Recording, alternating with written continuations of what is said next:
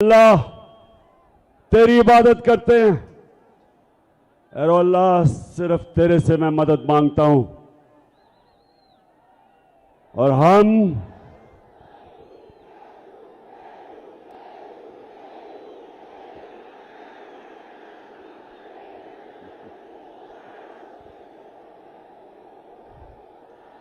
पहले जब भी मैं आपके सामने तकरीर करनी शुरू करता था तो वो क्या आवाज आती थी?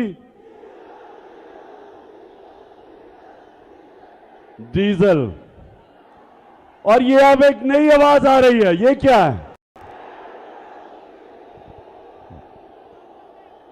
और मुझे आहिस्ता आहिस्ता पता चला कि मेलू का मतलब भालू है।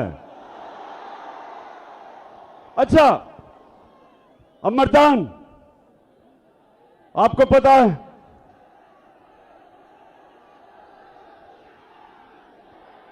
क्या मर्दान, ये पहली दफा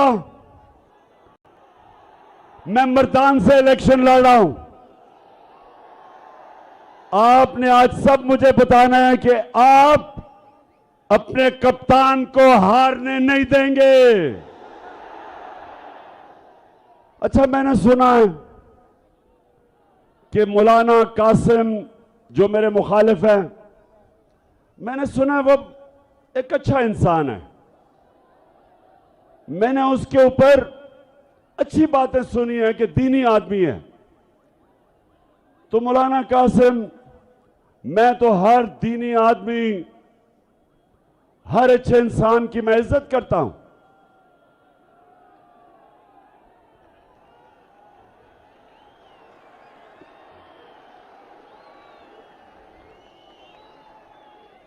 लेकिन मौलाना कासिम, मैं आपसे एक वो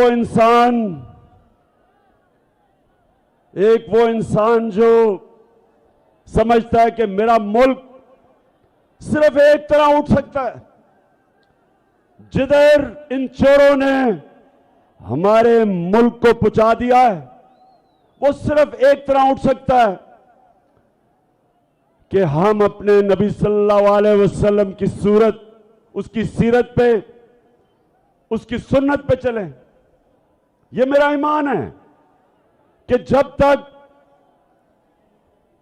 जब तक हम अपने नबी सल्लल्लाहु अलैहि वसल्लम की शरीयत पे नहीं चलेंगे, हम जिस दलदल में हमारे मुल्क को फंसा दिया है इन चोरों ने और अमेरिका के गुलामों ने, जिन कर्जों में जिस तरह इन्होंने हमारी कौम मकरूज कर दी, हम इससे सिर्फ एक तरह निकल सकते हैं कि हम वापस उन असूलों की तरफ जाएं जिन असूलों पे मेरे नबी सल्लल्लाहु अलैहि वसल्लम ने मदीना की रियासत को खड़ा किया था। तो मैं मौलाना कासिम, सबसे पहला मेरा सवाल आपसे यह है कि मेरे अल्लाह का हुक्म है, अमर बिल मारूफ व नही अनिल मुनकर। मेरे अल्लाह का कुरान में हुक्म है सारे इंसानों को कि तुमने अच्छाई के साथ खड़े होना है, तुमने हक के साथ खड़े होना है और तुमने बदी का, बुराई का, बातिल का मुकाबला करना है। मेरे अल्लाह ने कहीं भी ये नहीं कुरान में कहा कि जब अच्छाई और बुराई का मुकाबला हो तो आप न्यूट्रल हो जाएं, कहीं आपको इजाजत नहीं दी। तो मौलाना कासिम, मैं सिर्फ आपसे एक सवाल पूछता हूं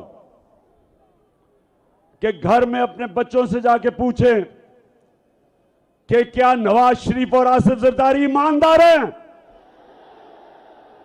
अपने बच्चों से पूछे, अपने घर वालों से पूछे कि क्या तुम गवाही दे सकते हो कि ये जो 30 साल से मुल्क को लूट रहे हैं, ये दो खानदान, पूछे इनसे, अपने बच्चों से पूछें, दिल पे हाथ रख के बताएं कि क्या ये दो खानदान ईमानदार हैं? बताओ मर्दान, बताओ। 30 साल से ये मुल्क को लूट रहे हैं। 26 साल पहले मैं सियासत में सिर्फ एक वजह से आया था। 26 साल पहले मैं इनकी चोरी और करप्शन, जो मुल्क को कंगाल करके मकरूज कर रहे थे, यहां का पैसा चोरी करके मुल्क से बाहर लेके जा रहे थे, इसलिए मैं सियासत में आया था। और इसलिए आया था कि जब आप एक इंसाफ का निजाम कायम करते हैं, जब आप ताकतवर को कानून के नीचे लेके आते हैं, जब एक मुल्क में इंसाफ आता है, तब वो मुल्क खुशहाल होता है। कोई मुल्क, एक मुल्क मुझे बताएं, मैं सारी दुनिया पे रहा हूं, एक मुल्क मुझे बताएं जिधर उनकी लीडरशिप करप्ट हो और वो मुल्क में खुशहाली हो। एक मुल्क बताएं। सारी दुनिया में देखी है। गुर्बत की सबसे बड़ी वजह, जब उसके मुल्क के हुक्मरान मुल्क का पैसा चोरी करके मुल्क से बाहर ले जाते हैं। तो मौलाना कासिम, आज मैं इन सब के सामने खड़ा होकर कह रहा हूं कि अगर आप समझते हैं, जिनके लिए, जिस कोलिशन में आप खड़े हैं, अगर आप वो ये समझते हैं कि ये नवाज शरीफ और इसका खानदान और जरदारी उसका खानदान, अगर ये ईमानदार हैं, तो मैं आज आप सबको कहता हूं कि उसको वोट दे दो।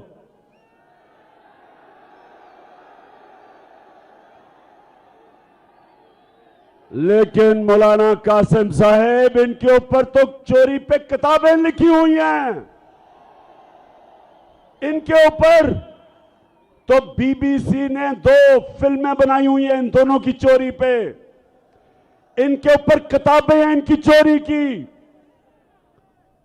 मौलाना कासिम, मुझे जवाब दो, मेरे ऊपर हर रोज नई एफआईआर कटती है, हर रोज मैं अदालत में जाता हूं, हर रोज मैं जमानत लेता हूं।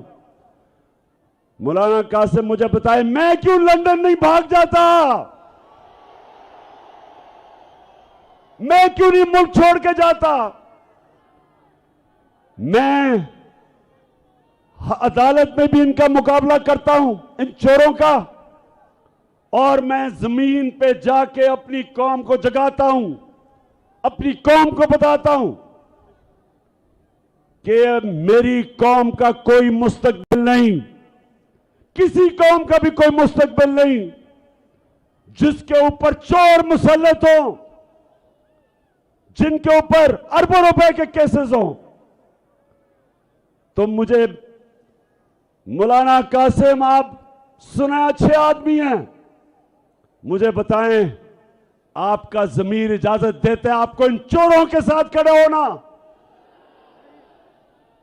कैसे आप अपने अल्लाह के सामने खड़े होंगे? क्योंकि अल्लाह ने तो वाज़ेह तौर पे आपको हुक्म दिया है अमर बिल मारूफ का। उसने आपको हुक्म दिया है कि अच्छाई का साथ दो। और अगर आप ये समझते हैं कि इमरान खान करप्ट है और फिर चले जाएं इसके साथ, लेकिन अगर इमरान खान करप्ट होता तो वो भी आज दुम दबा के नवाज शरीफ की तरह मुल्क से बाहर भागा होता।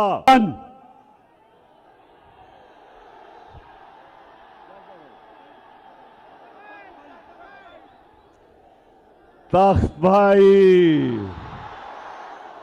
लेकिन जिला तो मर्दान है।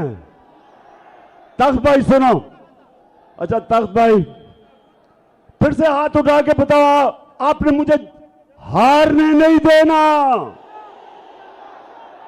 मैं सबकी जिम्मेदारी लगा रहा हूं, जितने यहां खड़े हैं, मैं सबकी जिम्मेदारी लगा रहा हूं कि आपने घर घर जाके लोगों को निकालना है।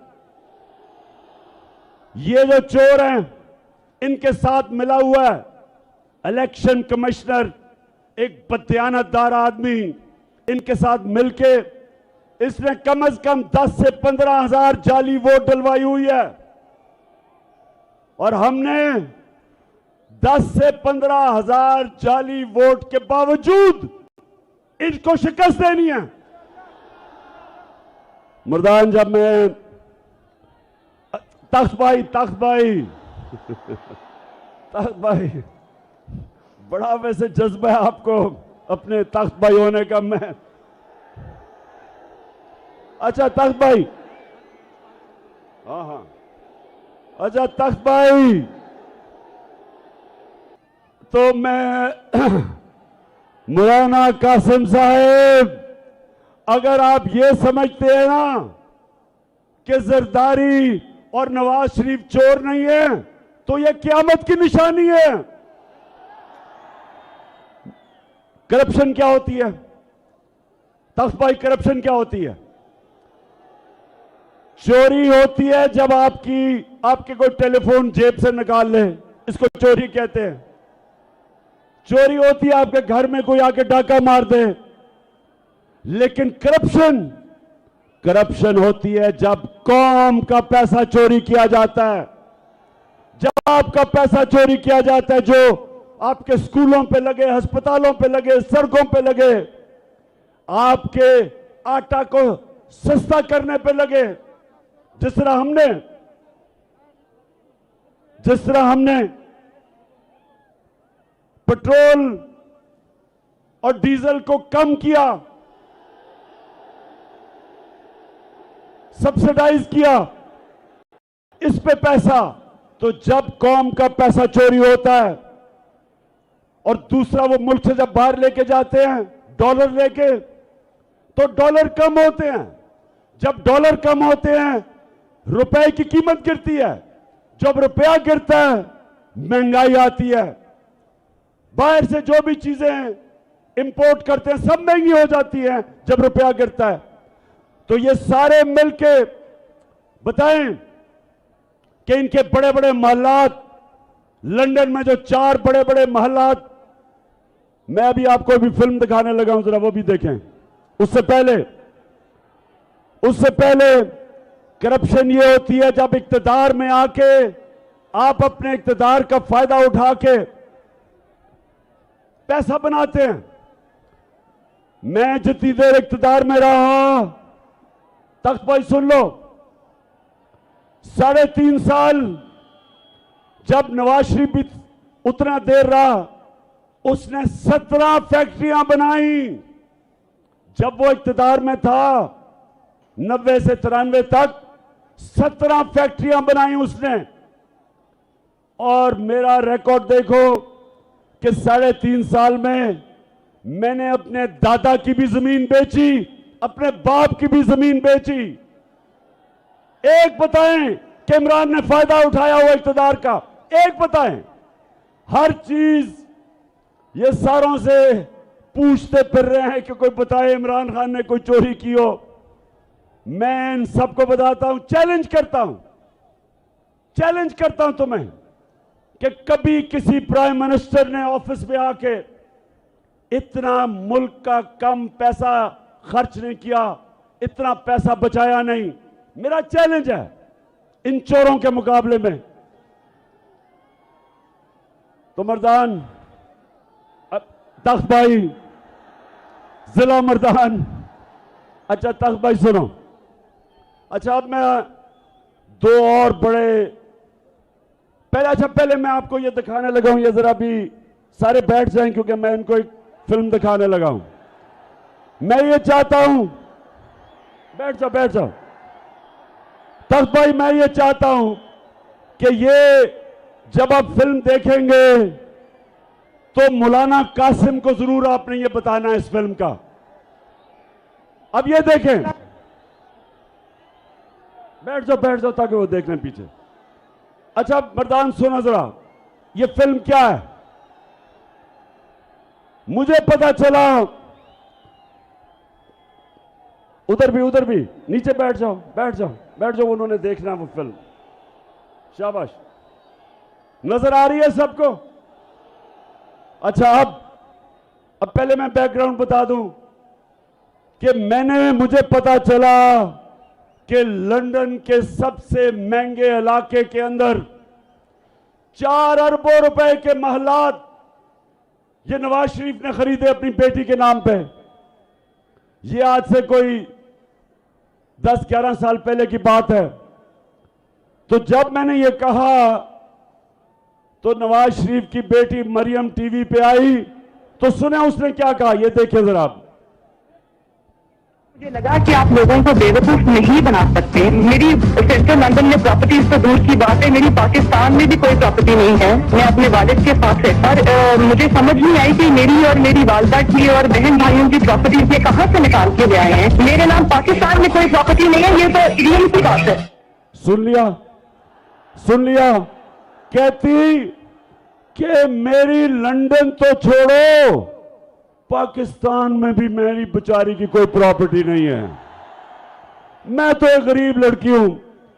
अच्छा, अब मरियम को नहीं पता था कि वो सच का खुदा है, अल्लाह हक है, उसका वादा है कि आज नहीं तो कल सच सबके सामने आ जाएगा।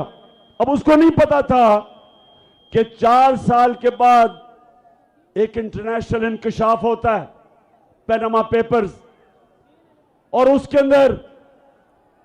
अंदर ये आ जाता है। उधर उनको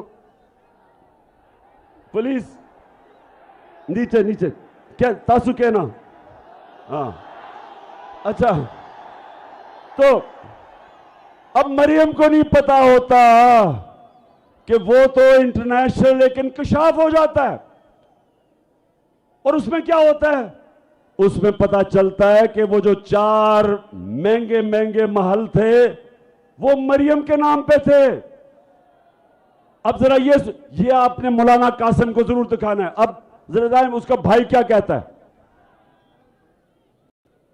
अल्हम्दुलिल्लाह मैं इस बात को तस्लीम करता हूँ कि अल्हम्दुलिल्लाह पाक यून के ऊपर जो अपार्टमेंट्स हैं वो अल्हम्दुलिल्लाह हमारे हैं। मैं इस बात को तस्लीम करता हूँ कि उनको ऑफशोर कंपनीज नेस्को लिमिटेड और नीलसन लिमिटेड जो उनको ओन करती हैं, और मैं आपको ये भी अर्ज करता हूं उनको होल्ड करनी है इस वक्त मरियम नवाज शरीफ मेरी हमशीरा जो है।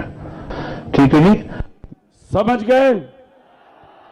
खुद तस्लीम करता है कि ये जो 4 बड़े महंगे अरबों रुपए के जो महल्लात हैं वो हमारे भी हैं, और मेरी बहन मरियम नवाज शरीफ उसकी मालिका है। सुन लिया। पहले कहती कि मेरे पास तो लंदन छोड़ो पाकिस्तान में भी कुछ नहीं है। जब इंकशाफ हुआ कि लंदन के सबसे महंगे इलाके में अरबों रुपए के 4 महलात इनके, ये क्यों इसने झूठ बोला? तख्त भाई क्यों झूठ बोला? क्योंकि चोरी का पैसा था। इसके बाप ने पैसा चोरी करके बाहर लेके गया था।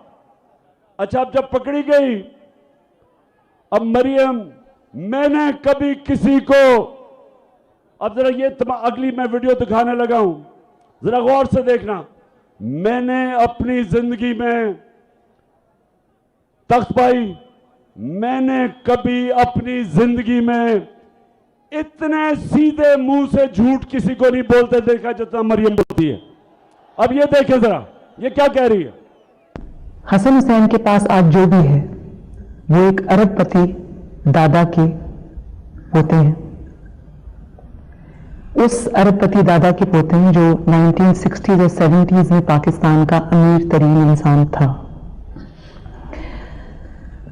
ये जो एसेट्स हैं, ये जो बिजनेस के लिए पैसा है, ये सारा दादा से डायरेक्टली बच्चों को ट्रांसफर हुआ।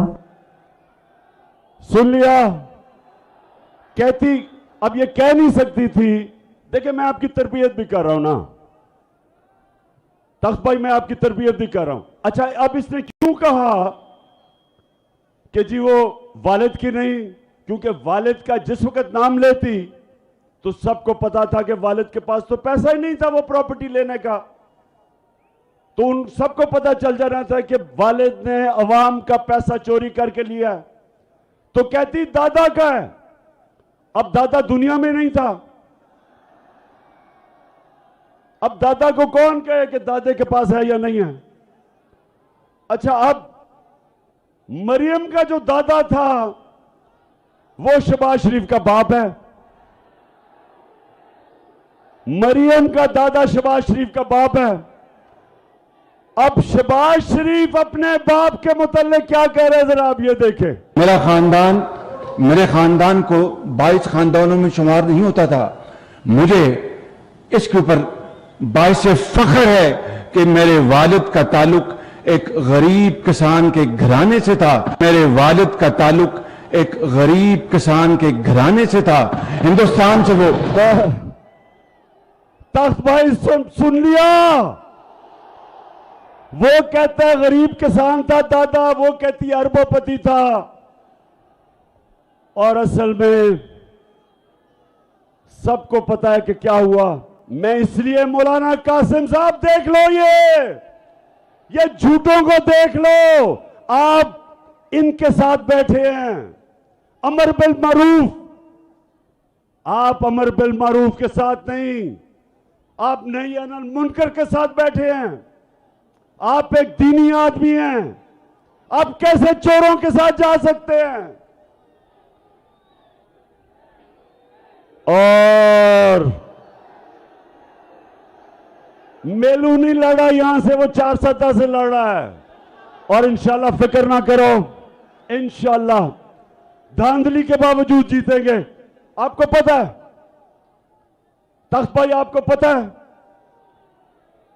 कि ना पाकिस्तान में जब मैं क्रिकेट खेलता था अपने अपने अंपायर होते थे, ना पाकिस्तान हिंदुस्तान में जीता था, ना हिंदुस्तान पाकिस्तान में जीता था। जब उनका मुश्किल वक्त आता था तो उनके अंपायर मदद करते थे, और मुझे अफसोस से कहना पड़ता कि हमारे अंपायर भी हमारे मदद करते थे। लेकिन एक दफा एक कप्तान पाकिस्तान से टीम हिंदुस्तान लेके गया और उनके अंपायरों के बावजूद हरा के आया उनको। वो आपका कप्तान था। इस तरह इंशाअल्लाह ये जो इलेक्शन कमिश्नर बददियानतदार आदमी जिसने 10 से 15 हजार जाली वोट डाले हुए हैं, मेरा चैलेंज है कि अवाम आज पाकिस्तान की हमारे साथ है। उसके बावजूद, धांधली के बावजूद इंशाअल्लाह तुम्हारा वही हाल करेंगे जो हमने हिंदुस्तान का किया था हिंदुस्तान जाके। अच्छा, अब 2 और मैं बातें करनी है तख्त भाई। एक, जो स्वात में हो रहा है, जो हमारे पुराने कबायली इलाके में हो रहा है, जब मेरी हुकूमत थी तो हमने दहशतगर्दी के ऊपर काबू पा लिया था। अब सब जानते हैं कि हमने दहशतगर्दी पे काबू पा लिया था। और आप सब जानते हैं कि मैं बार बार 20 साल कहता रहा कि हमें अमेरिका की जंग में नहीं जाना चाहिए। आप गवाह रहे हैं तख्त भाई, नौजवानों गवाह रहो कि मैं 20 साल कहता रहा कि यह हमारी जंग नहीं है, अमेरिका की जंग है, हमें इसमें नहीं होना चाहिए। मैं कहता गया कि हमारे लोगों को किसी और की जंग में कुर्बान किया जा रहा है। 80,000 हमारे लोग कुर्बान हुए। कोई पाकिस्तान में टीटीपी नहीं थी। जब हम उनकी जंग में गए तो हर किस्म का पाकिस्तान में दहशतगर्दी हुई। जब मेरी हुकूमत आई, आप सब गवाह हैं कि एक ड्रोन अटैक नहीं होने दिया। हमने वाज़ेह तौर पे अमेरिका को कहा कि हम तुम्हारे साथ अमन में होंगे, लेकिन किसी जंग में हम तुम्हारे साथ शिरकत नहीं करेंगे। और यह अमन हो गया। अब स्वात के अंदर जो हो रहा है और कबायली इलाके में भी, जो पुराना कबायली इलाका था, मैं आज फेडरल गवर्नमेंट से पूछता हूं कि आप जिम्मेदार हैं इसके। आपने कैसे इजाजत दी? बॉर्डर आपके कंट्रोल में है, और बॉर्डर से ये जो लोग आए हैं और ये जो अब दहशतगर्दी हो रही है, और जो स्वात के लोगों ने कुर्बानियां दी थी, जब उन्होंने नकल मकानी की, उनके घर लूटे गए थे, उनको नुकसान हुआ।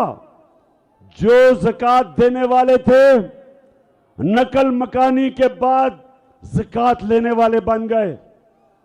कुर्बानियां दी लोगों ने।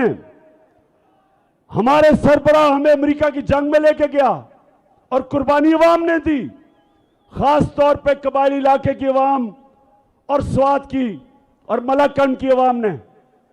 तो मैं आज सवाल पूछता हूं, फेडरल गवर्नमेंट मुझे जवाब दो कि क्या आपका सिर्फ यह काम रह गया है कि इमरान खान के ऊपर केसेस बनाओ, उसके ऊपर झूठी केसेस बनाओ, एफआईआर करवाओ, हमारे लोगों को जेलों में डालो, मीडिया के ऊपर पाबंदियां लगाओ, शहबाज गिल को पकड़ के जिस तरह आपने उसके ऊपर तशद्दुद किया, और अब आजम सवाती को जो पकड़ के रात लेके गए और तशद्दुद किया, उसको भी नंगा करके तशद्दुद किया, शहबाज गिल को भी नंगा किया। शर्म आनी चाहिए तुम्हें, शर्म आनी चाहिए। क्या यह तुम्हारा काम है? तुम्हारा काम है अमन, लॉ एंड ऑर्डर आपकी जिम्मेदारी है। लॉ एंड ऑर्डर का यह हाल है कि सारे मुल्क में चोरियां डकैतियां हो रही हैं, स्ट्रीट क्राइम हो रही है। इधर इन इलाकों में जो स्वात के लोग निकले, क्यों निकले? स्वात के लोग इसलिए निकले कि उन्होंने बड़ी कुर्बानी दी थी जब हमें अमेरिका की जंग में लेके गए थे। तो अब आप जिम्मेदार हैं जो हो रहा है। और महमूद खान चीफ मिनिस्टर साहब, मैं आपको आज कह रहा हूं कि फेडरल गवर्नमेंट को से पूछें कि आप अगर जिम्मेदारी नहीं संभालेंगे तो फिर हमें संभालने दें, हम करेंगे, हम दहशतगर्दी के खिलाफ खड़े होंगे। और जो आजम सवाती से किया, उससे पहले जो कस्टोडियल टॉर्चर बंद करके तशद्दुद किया, उससे पहले शहबाज गिल पे और फिर सहाफियों पे, मैं सारे इदारों को आज कहता हूं कि अगर आप ये समझते हैं कि तशद्दुद करके आप अपनी इज्जत करवा लेंगे, गलत फहमी में ना रहें। इज्जत अल्लाह देने वाला है। आप मार के, तशद्दुद करके, जुल्म करके, आज तक दुनिया की तारीख में किसी जालिम को इज्जत नहीं मिली। लोग नफरत करते हैं, लोग नफरत करते हैं जब जो जुल्म करता है।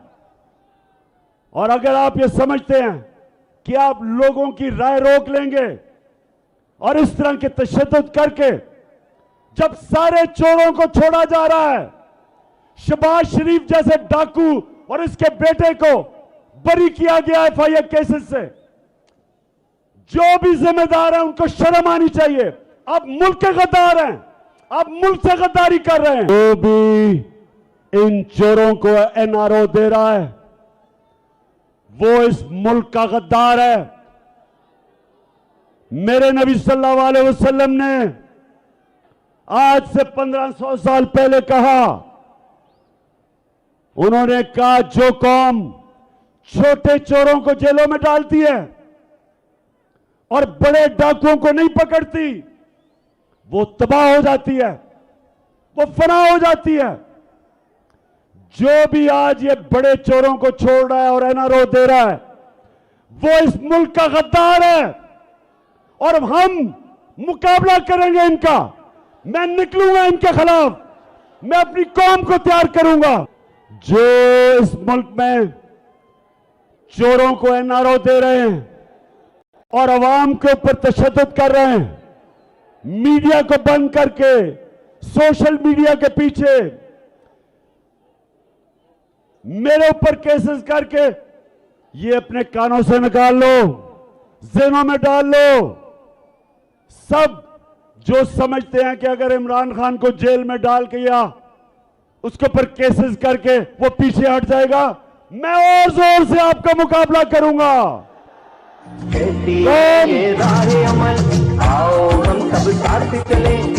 सारी कौम, मैं सारे पाकिस्तानियों को आज कह रहा हूं कि ये मुल्क का फैसला कुन वक्त है, ये मुल्क का फैसला कुन वक्त है।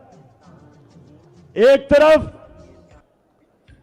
तरफ इन चोरों की, इन डाकुओं की गुलामी है, एक तरफ अगर तख्त भाई और मेरे पाकिस्तानियों, अगर हमने इस वक्त जहाद ना की तो इन चोरों की और इनके बच्चों की गुलामी करेगी ये कौम, एक मकरूज और गुलाम कौम बनेंगे। और अगर हम इस वक्त इनके खिलाफ खड़े होकर जिहाद करेंगे, इनका मुकाबला करेंगे, इलेक्शन इनको हराएंगे, और इस्लामाबाद के ऊपर जब मैं आपको कॉल दूंगा, एक अवाम का समुंदर आएगा, तो इंशाअल्लाह अपने आप को हम हकीकी तौर पे आजाद करेंगे। क्योंकि गुलामों की कोई इज्जत नहीं होती, इज्जत सिर्फ आजाद खुददार कौम की होती है। हरे पासपोर्ट की इज्जत तब होगी, हरे पासपोर्ट की तब इज्जत होगी। आजाद, अभी मैं आपको एक आखिरी वीडियो दिखाने लगा हूं, बैठ जाओ जरा, सारे बैठ जाए। आखिरी वीडियो, उसके बाद मैंने आप सबसे हल्फ लेना है।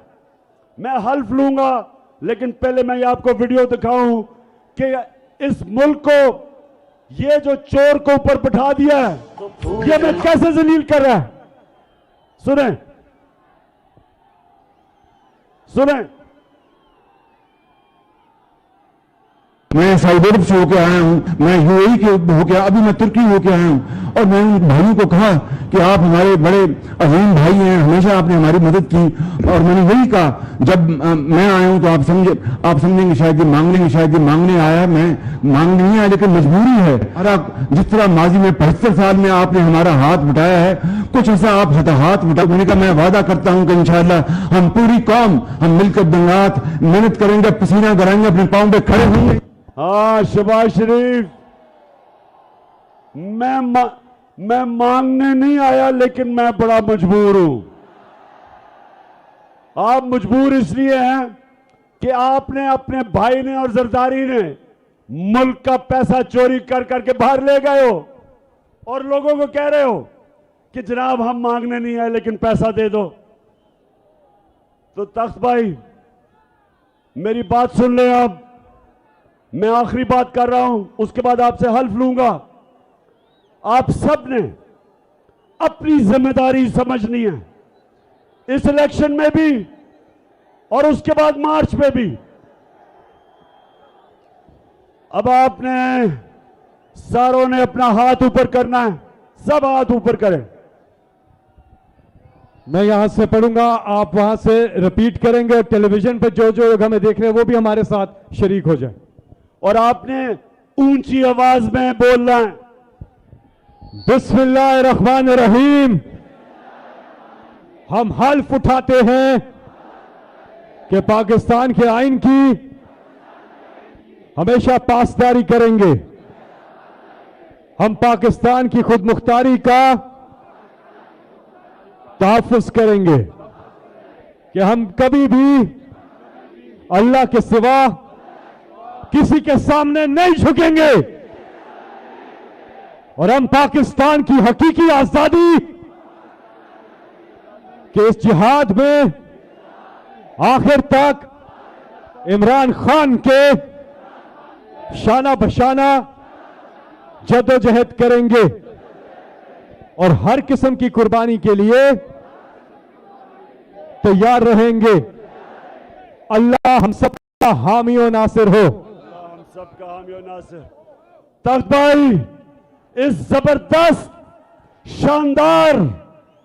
शानदार जलसे का मैं आपको सलाम पेश करता हूं।